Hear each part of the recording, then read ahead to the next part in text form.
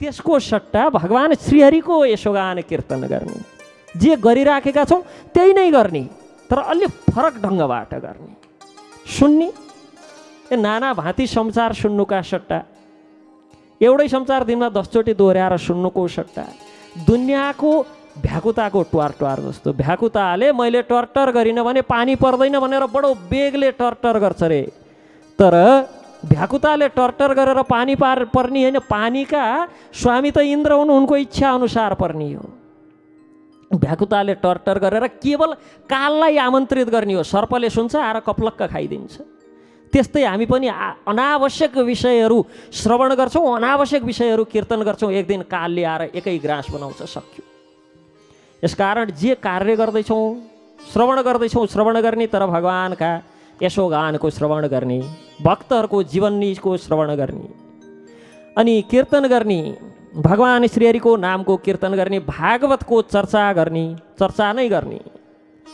स्मरणम, फलानुले मलाई यस्तो गरेको थियो, तिलानुले मलाई उस्तो गरेको थियो, श्रवण त गर्छौँ, तर अब त्यो श्रवण, त्यो स्मरण नगर्ने। स्मरण त गर्छौँ अहिले पनि, अब त्यो स्मरणको सट्टा अहो भगवानको दिव्य लीला, एक पटकको कुरा हो, राधारानी फुल टिप्न जानुभएको थियो रे, अनि बडो जोर जोरले उफ्रेर वृक्षको त्यो फुल टिप्न प्रयास गर्दै हुनुहुन्थ्यो। भगवानलाई जिस्किने इच्छा लाग्यो, रुखमा चढ्नुभयो, खुट्टाले थिच्दिनु भयो हाँगोमा। ओहो, हाँगो एक्कासी तल झरेको देखेपछि ललिताका हातमा फुल टिप्न लगेको त्यो टोकरी हातमा थमाइदिएर एक हातले समातेर फुल टिप्न लाग्नुभयो। भगवानले फुत्त हाँगो छोडिदिनु भयो, माथि झुन्डिराख्नु भयो। स्मरणै गर्नु, यस्तो दिव्य लीला स्मरण गरौँ। कसले के दुःख दिएको थियो, कहिले कसले के भनेको थियो, त्यो सोचेर मनलाई दुखी किन गराउने। जब स्मरण गर्नै छ, चिन्तन गर्नै छ, यस्तो दिव्य लीलाको चिन्तन गरौँ न। भगवानले बत्सासुरको वध गर्नुभयो, ललिता आदि सखीहरू आएर गोरु मारेका कारण तिमीलाई पाप लाग्छ, अब तिमीले सारा संसारभरिका पवित्र नदीमा स्नान गर्नुपर्छ भनेर झगडा गर्न लागे। भगवानले बेगले एक लात्ती हिर्काउनु भयो भैँमा, सारा तीर्थहरूलाई त्यहीँ बोलाउनु भयो, अनि त्यहीँ स्नान गरिदिनु भयो। स्मरण नै गर्नु छ, यस्ता लीलाको स्मरण गरौँ। स्मरण गर्ने विषयको कमी छैन भक्त भागवतहरू संसारमा। भने दुःखका कुरा, फलानुले मलाई यसो गरेको थियो, तिलानुले मलाई यसो भनेको थियो, यो बेला यसले यस्तो गरेको थियो, यसलाई त पर्खिन, यस्ता कुरा स्मरण गरेर बेकार आफूलाई दुःखी किन बनाउने। आफ्नो जीवनको सुख दुःखको रिमोट कन्ट्रोल चिन्तनका माध्यमद्वारा, स्मरणका माध्यमद्वारा अर्काका हातमा किन दिने। जब स्मरण गर्नै छ, भगवानका लीलाको स्मरण गर्ने, अनि भगवानका श्रीचरणको सेवा गर्ने। यो भौतिक जगत यस्तो गजबको स्थान छ भक्त भागवतहरू, कसै न कसैको सेवा नगरिकन कोही पनि जीवित रहन सक्दैन। एउटै कार्य, जसलाई स्वामी मानेर वा जसलाई आफ्ना मानेर सेवा गर्छौँ, तिनले गरेका तिनै कार्य पनि हामीलाई दिव्य लाग्छ। अनि जसलाई पराई मान्छौँ, तिनले गरेका तिनै मधुर कार्य पनि हाम्रा लागि एकदम वाक्क दिक्क लाग्ने हुन्छन्। जब सेवा गर्नै छ, भौतिक जगतमा अस्तित्वमा रहनका लागि नै सेवा गर्नुपर्छ। कसैले मातापिताको गर्छौँ, कसैले सन्तानको गर्छौँ, कसैले दाजुभाइ, कसैले राष्ट्र, कसैले सरकार, कुनै न कुनै हिसाबमा कसै न कसैको सेवा गर्नै पर्छ। यी सबै सेवाबाट विमुख भयौँ भने पनि यी इन्द्रियको सेवा नगरिकन जीवन अगाडि बढ्दैन। यो संसारलाई, यो जगतलाई मर्त्य लोक भन्छन्, जहाँ स्वभावतः केवल मृत्यु मात्र प्राप्त हुन्छ। बिना सेवा यहाँ एउटै कुरा प्राप्त हुन्छ, मृत्यु। इन्द्रियको सेवा गर्न छोडिदिउँ, मृत्यु प्राप्त हुन्छ। जागिर खाने व्यक्तिहरूले सरकारको वा जागिर दिने व्यक्तिको सेवा गर्न छोड्यौँ, जागिर जान्छ। कुनै न कुनै हिसाबमा, कुनै स्वार्थ भएर वा कुनै स्वार्थ नभइकन, कुनै न कुनै अवस्थामा कुनै न कुनै व्यक्तिको यहाँ सेवा गर्नै पर्छ भने अखिल ब्रह्माण्ड विश्वपति भगवान श्रीहरिको सेवा किन नगर्ने। किनभने भगवान ईश्वर परम कृष्ण सच्चिदानन्द विग्रह अनादिरादिर गोविन्द सर्व कारण कारणम। भगवान सबै कारणका पनि कारण हुनुहुन्छ भने आदि कारण भगवानको सेवा गरौँ भक्त भागवतहरू। पाद सेवनम अर्चनम वन्दनम सख्यम बन्धनम दास्यम सख्यम आत्मनिवेदन। भगवानको सादर पूजा, भगवानलाई प्रार्थना गर्ने एवं भगवानको सेवक बनेर सेवा गर्ने। यस प्रकार पकाउँदैछौँ आज आफ्ना इन्द्रिय तृप्तिका लागि भनेर पकाउँदै गर्दा अब भगवानको सेवाका लागि पकाउँ, भगवानलाई भोग निवेदन गर्नका लागि पकाउँ। के मन लाग्छ, के इच्छा लाग्छ र के मिठो लाग्छ त्यही नै पकाउँ र भगवानलाई समर्पण गरौँ। सेवक भावमा रहेर भगवानको सेवा गरौँ। भगवान जब गोवर्धन स्वरूप धारण गरेर भगवान स्वयंले सारा भोगका सामग्री स्वीकार गर्नुभयो। स्वीकार गरेपछि मधुमङ्गल के भन्छन्, जब इन्द्रको यज्ञ गर्थ्यौँ तब सबै भोग निवेदन गर्थ्यौँ, तर इन्द्रले सबै थोक हामीलाई नै छोडिदिन्थे। अनि कृष्णतिर हेरेर, के हो तेरो ईश्वर, तेरो प्रभु, तेरो स्वामी असुर हो कि भगवान हो, सारा जे लिएर आएको सबै खाइदे। जब भगवान कृष्णको प्रेरणाले सारा त्यहाँ उपस्थित गोपसखा आदि गोपीहरू जति ब्रजवासीहरूले साष्टाङ्ग प्रणाम गरेर उठ्दाखेरि जिउका त्यौँ जस्तो जस्तो सामग्री भगवानलाई भेट स्वरूप उपहार स्वरूप लिएर गएको भोग स्वरूप सबै जिउका त्यौँ त्यस्तै गरी फेरि प्रसादको रूपमा प्राप्त भयो। अर्थात् भगवानलाई सेवक रूपमा आफूलाई सोचेर भगवानको सेवामा पकाउनु यसै छ उसै छ, भगवानको सेवामा भगवानलाई भोग लगाउनका लागि भनेर पकायौँ भने सन्तुष्टि भगवानलाई पनि त्यो भावद्वारा सन्तुष्ट गर्न सकियो अनि स्वयं पनि त सन्तुष्ट भइन्छ। भगवानलाई भोग निवेदन गरेर पनि पकाउँदाखेरि स्वस्थ शुद्ध सबै थोकमा ध्यान दिन्छौँ। स्वस्थकर हुनु पर्यो, शुद्ध हुनु पर्यो, नुहाई धुवाई गरेर भाँडाकुँडा राम्रोसँग सफा गरेर के खाना हुने के नहुने सबै थोक विचार गरेर भगवानका लागि भोग यदि बनाउँछौँ भने त्यसले फाइदा त आफूलाई पनि गर्छ नि भक्त भागवतहरू। यसकारण त्यो भगवानप्रतिको भक्ति अविचल भक्ति प्राप्त हुने भयो, त्योभन्दा जीवनको उद्देश्य नै प्राप्त हुने भयो। जीवनको अन्तिम लक्षण भनेकै कृष्ण प्रेम हो, त्यो त प्राप्त हुने नै भयो। सँगसँगै भौतिक जगतमै रहिन्जेलसम्म पनि मानसिक शारीरिक आध्यात्मिक तिनटै स्वस्थकर हुने भयो। यसकारण भगवानको भक्तिमा लाग्दा भक्त भागवतहरू केवल आध्यात्मिक उन्नति मात्र होइन, मानसिक र शारीरिक उन्नति पनि त्यही गतिमा हुन्छ जुन गतिमा हामी आध्यात्मिक मार्गमा दौडन्छौँ।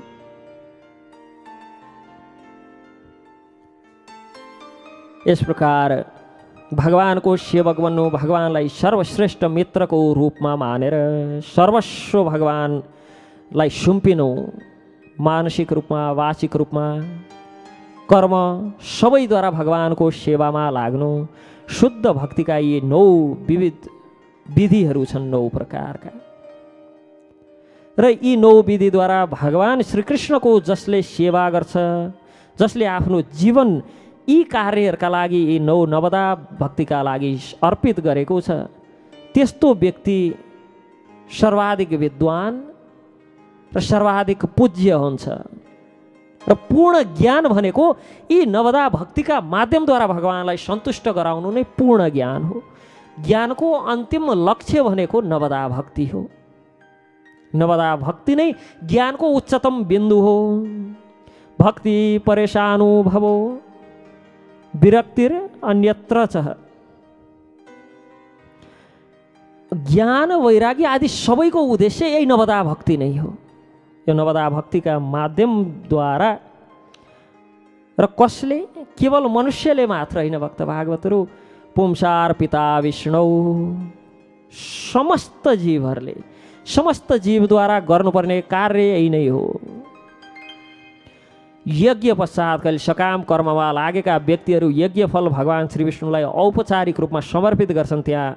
तर यहाँ भगवत भक्त्या अर्थात् मनुष्यले प्रत्येक वस्तु साक्षात् श्री विष्णु भगवान श्रीहरिलाई समर्पण गर्नुपर्छ। यसलाई सन्यास भनिन्छ। जो यो नवदा भक्तिको मार्गमा सही सही ढङ्गले लागेको छ सन्यासी भनेर तिनलाई मात्र बुझिन्छ। किनभने सन्यासको अर्थ, सन्यास जो हामीले त्रिदण्ड धारण गर्छौँ, त्रिदण्डको अर्थ काय मनो वाक्य, काय शरीर, मनो मन तथा वाक्य, वाणीको सूचक हो त्यो त्रिदण्ड। त्यो त्रिदण्डको रूपमा धारण गरेको, त्यसै गरी पुरा रूपमा शारीरिक, मानसिक र वाचिक वाणीद्वारा नै भगवानको सेवामा जो समर्पित छ तिनैलाई सन्यासी भनिन्छ। अहिले त सन्यास फेसन भएको छ। श्रीमती छरछरी सबै घरमा छन्, त्यतिले सन्तुष्ट नभएर बाहिरतिर आँखा डोलाउँदै हिँड्नेहरू पनि एउटा माला झुन्ड्याए पछाडि सन्यासी भइहाले। म त सन्यासी हो नि। बडो गजब छ, विचित्र छ संसार। श्रवण शब्द भगवानका पवित्र नाम तथा उहाँका रूप गुण पार्षद एवं लीला आदिको वर्णन कानबाट सुन्नु, ध्वनि र जो सुनेको ध्वनिलाई उच्चारण गर्नु र स्मरण गर्नु। कीर्तनम स्मरणम। नवदा भक्तिका बाँकी 9 विधाहरू मध्येबाट 8 विधाहरूका लागि पहिलो सबैभन्दा महत्त्वपूर्ण श्रवणम। जब श्रवण गर्छौँ तब के कीर्तन गर्ने थाहा हुन्छ, के स्मरण गर्ने थाहा हुन्छ, र कसको कीर्तन गर्ने, कसको स्मरण गर्ने, यी सबै कुराका लागि पहिलो योग्यता श्रवणम। जो अहिले भौतिक जगतमा सबैभन्दा गर्न नसकिने कार्य। भक्त भागवतहरू सुन्न भनेपछि हामी सक्दैनौँ, सुनाउन हामी थाहै नभएका, हामीले जान्दै नजानेका, बुझ्दै नबुझेका, सुन्दै नसुनेका विषय भए पनि सुनाइदिन्छौँ गुगल र विकिपिडियामा हेरेर। तर सुन्ने कुरा गऱ्यौँ भने सुन्न हामी फिटिक्कै सक्दैनौँ। श्रवण गर्ने अहिले फिटिक्कै हामीमा त्यो श्रवण गर्ने योग्यतै छैन, धैर्यतै छैन। त्यही नभएका कारण पनि संसार अहिले यसरी अधर्मको मार्गमा दौडेको छ।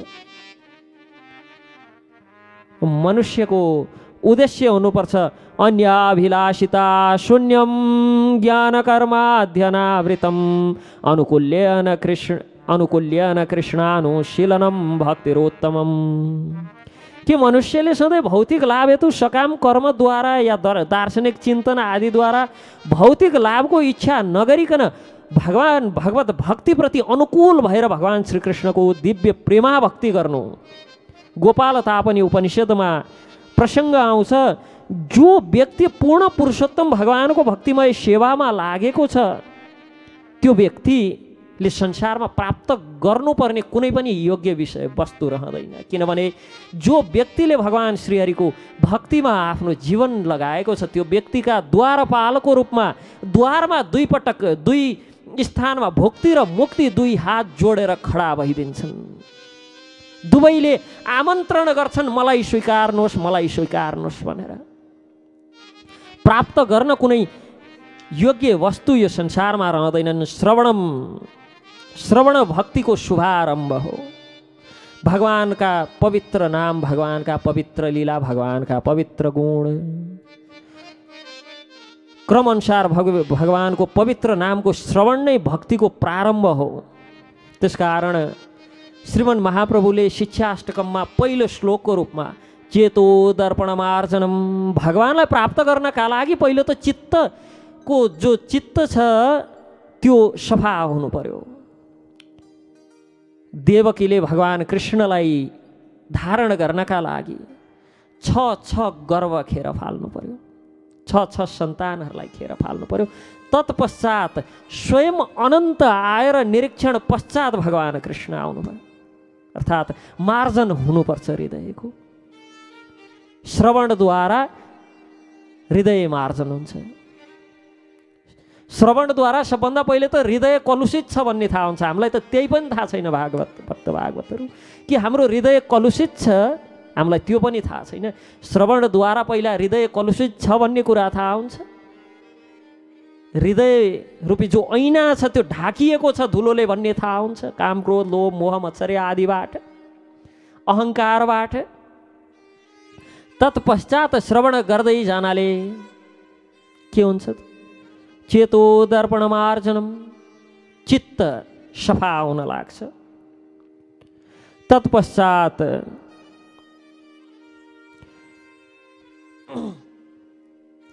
श्रवण मध्येबाट पनि श्रीमद् भागवतको पाठ पारायण, श्रीमद् भागवतका लीला प्रसङ्गलाई सबैभन्दा उत्कृष्ट श्रवण मानिन्छ।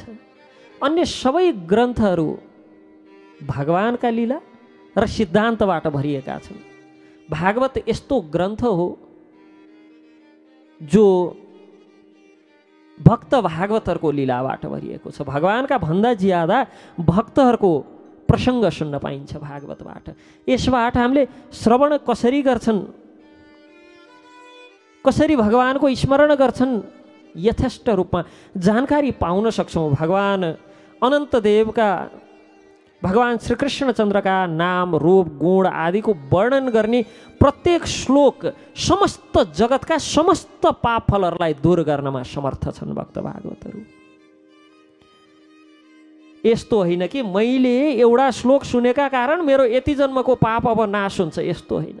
एक श्लोकले, केवल एक श्लोकले भागवतको जगतका समस्त पाप फलहरू, जगतमा जति पनि हामीले गरेका पापहरू एकमुष्ट एकत्रित भएर बसेका छन् ती सबै निमेट हुन्छन्। तर श्रवण गर्नु पर्यो। यसकारण एउटै मात्र श्लोक पनि, त्यो पनि पूर्ण रूपमा प्रष्ट नपारिकन, प्रष्ट रूपमा होइन, गल्ती गरेर जसो जसो गरेर भए पनि। यही श्लोकहरू यदि वैदिक श्लोक हुन्थे भने केवल दीर्घ र ह्रस्व नमिलेका कारण मात्र, स्वर नमिलेका कारण पनि उल्टो फल प्राप्त हुन सक्थ्यो। तर भागवतका श्लोक केवल एक श्लोक, त्यो पनि आदि टुटेको फुटेको, प्रष्ट उच्चारण पनि नभइकन पनि यदि भागवतका श्लोकको उच्चारण हुन्छ भने त्यो उच्चारणले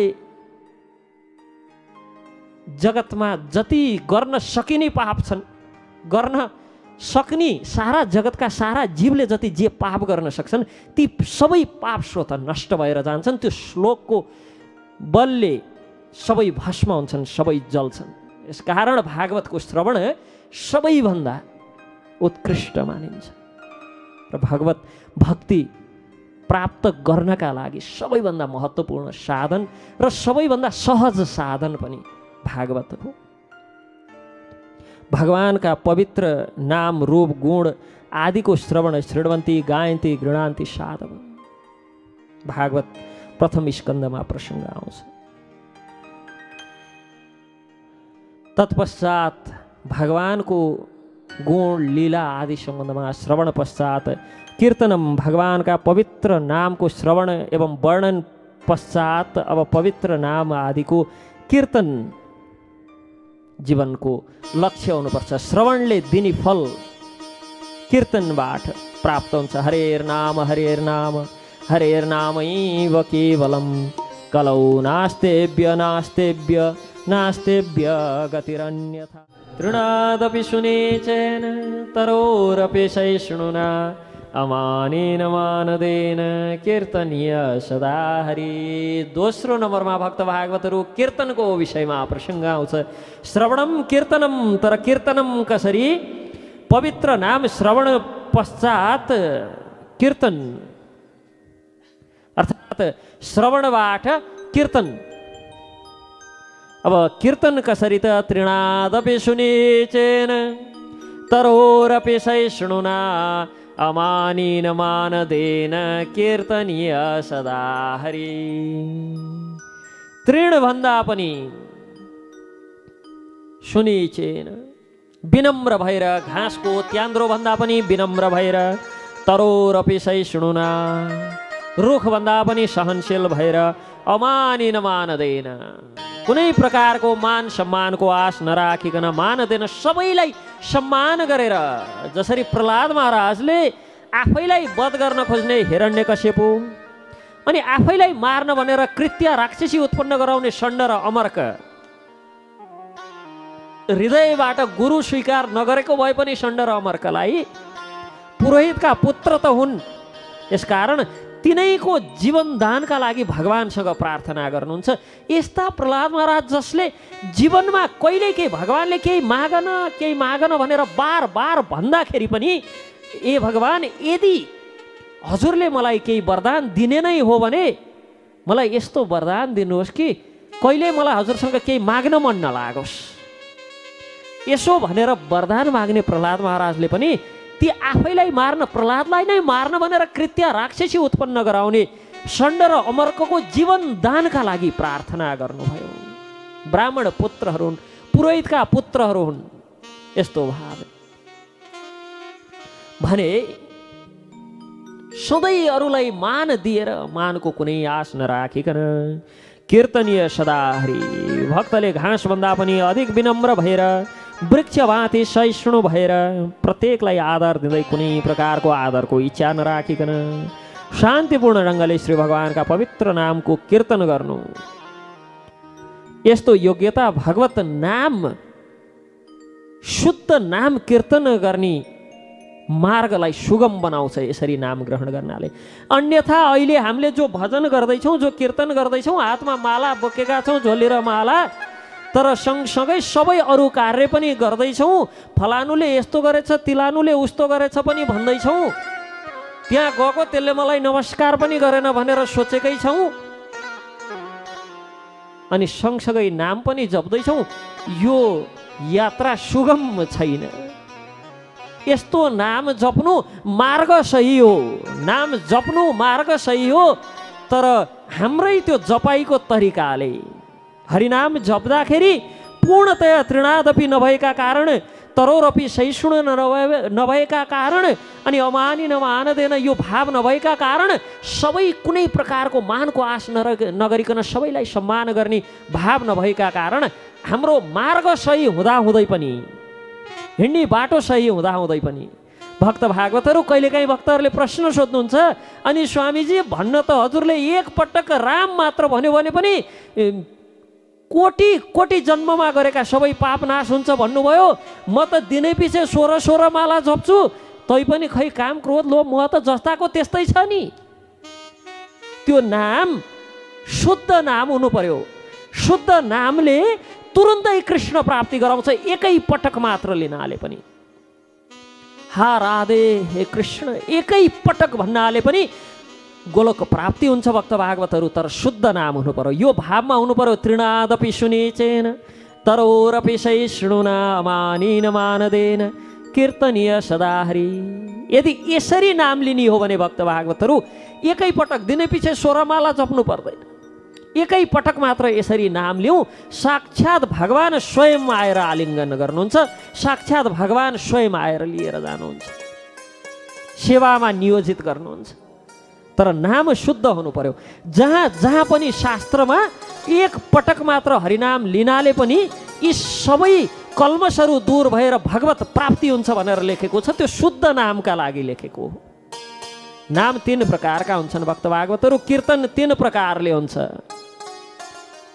एउटा नामाभास जो अजामिलले गर्यो, अरू कुनै नाम अरू कसैलाई बोलाउँदाखेरि भगवानको नाम प्रतीत भएर आभास भएर भगवानले हामीलाई हेर्ने, त्यो नामाभासले पनि नरकको द्वार देख्नु पर्दैन। अर्को हामीले गरे जस्तो नाम, यो सबै अपराध पनि हुँदैछ, तृणादपि पनि छैन, तैपनि जबरजस्ती कने कुथे बिहान 16 माला त सकाएकै छौँ। यस्तो नामले मार्ग सही छ, ढिलो पुगेला पुग्न चाहिँ त्यही नै पुगिन्छ। र अर्को शुद्ध नाम हुन्छ भक्त भागवतहरू। एक पटक मात्र जीवनमा त्यो शुद्ध नाम भयो भने भगवान स्वयं आएर हात समातेर लानुहुन्छ, आफ्नो सेवामा नियोजित गर्नुहुन्छ। उद्देश्य त्यो शुद्ध नाम हो। अब मबाट त्यस्तो शुद्ध नाम हुन्न, त्यही भएर आजबाट झोलीमाला थन्काइदिन्छु, यस्तो होइन भक्त भागवतहरू। यस्तै भए पनि नाम गरिराख्यो भने त मार्गमा चलिराखेका छौँ, कुनै दिन पुगिएला। अब यही झोलीमाला पनि थन्क्यायौँ भने त केही नै बाँकी रहन्न। वैष्णवको प्राणधन भनेकै एउटा झोलीमाला त हो, अरू त गर्व गर्न लायकको के नै हुन्छ र। वैष्णवले गर्व गर्ने नै एउटा झोलीमाला र यो घाँटीमा लाउने कण्ठीमा न हो। यसैलाई देखेर जगतले वैष्णव रचन भन्ने हुन्। यस प्रकार कीर्तनादेव कृष्णस्य मुक्तसँग परम व्रजेत। हरेक ठाउँमा भगवान कृष्णको संकीर्तनको चर्चा आउँछ शास्त्रमा। यज्ञ संकीर्तन प्रायजन्ति सुमेधसा, बुद्धिमान व्यक्तिहरूले सुमेधसा, जो बुद्धिमान व्यक्तिहरू छन् तिनले भगवान विष्णुको नाम कीर्तन गर्नु। तर भगवानका नाम कीर्तन गर्दा हामीले सधैँ यो तृणादपि भाव राखेर यो 10 प्रकारका नाम अपराधहरू छन्। भगवान नाम अपराध 10 प्रकारका पद्म पुराणबाट लिएको शताम निन्दा आदि भनेर 10 प्रकारका नाम अपराधहरूको चर्चा आउँछ शास्त्रमा। यी नाम अपराधबाट बाँचेर भगवत नामको कीर्तन गर्नाले भगवानको प्राप्तिको जो मार्ग छ सहज हुन्छ, सर्वसुलभ हुन्छ। स्मरणम, श्रवण तथा कीर्तन विधि नियमित रूपले सम्पन्न गरे पछाडि, आफ्नो अन्तःकरण शुद्ध गरे पछाडि स्मरणको संस्तुति गरिएको छ शास्त्रमा।